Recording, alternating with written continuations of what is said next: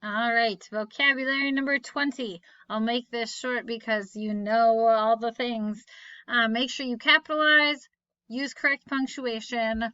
Also, I do acknowledge that some of these words are harder because the texts are harder. So if you need help, let me know. I'm more than happy to give you example sentences to help you write your sentences because I know it's like tyrants isn't a word that you might have heard before, or emancipated, or different things. Remember, you only need to do the red ones. If you also want to give all or some of the yellow ones a try, you can. Just make sure you write the definition, write your own sentence.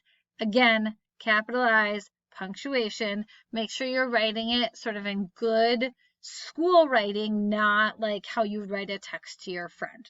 Okay? Let me know if you need help. Good luck.